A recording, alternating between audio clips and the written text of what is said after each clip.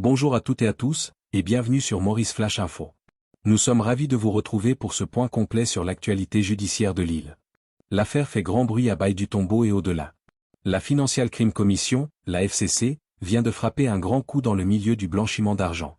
Au cœur de cette tempête, Jean-Lino Albert, un entrepreneur local dont le train de vie fastueux semble cacher des activités bien plus sombres. Entre bijoux de luxe d'une valeur frôlant le million de roupies, voitures de standing et sociétés de construction aux activités floues, les enquêteurs tentent de remonter la trace d'un réseau de trafic de drogue qui pourrait être lié à celui de Wendy Papaya. Comment un simple entrepreneur a-t-il pu accumuler un tel patrimoine? Ces sociétés ne sont-elles que des façades pour blanchir l'argent sale? C'est ce que nous allons voir dans ce reportage spécial. Blanchiment d'argent et trafic de drogue, le train de vie de Jean-Lino Albert sous la loupe de la FCC. L'étau se resserre autour de Jean-Lino Albert, un habitant de Baie-du-Tombeau dont le patrimoine financier soulève de sérieuses questions chez les autorités. Le 14 janvier dernier, une opération d'envergure menée par la Financial Crime Commission, FCC, a marqué un tournant décisif dans une enquête qui lie luxe ostentatoire et soupçons de réseau criminel.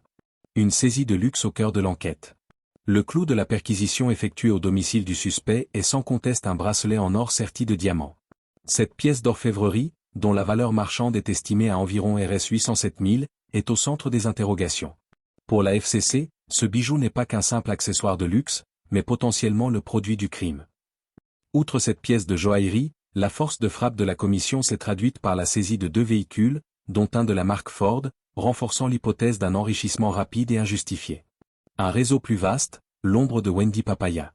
Jean-Lino Albert n'est pas un inconnu pour les services de lutte contre la criminalité financière. Selon les éléments de l'enquête, il serait un maillon du réseau dirigé par Wendy Papaya. Cette connexion laisse présager une organisation structurée dédiée au blanchiment d'argent provenant du trafic de drogue. Face à cette complexité, la FCC explore plusieurs pistes. Le recours à des prête-noms, les enquêteurs soupçonnent que certains biens immobiliers ou actifs financiers soient enregistrés sous des noms tiers pour masquer l'identité du véritable propriétaire.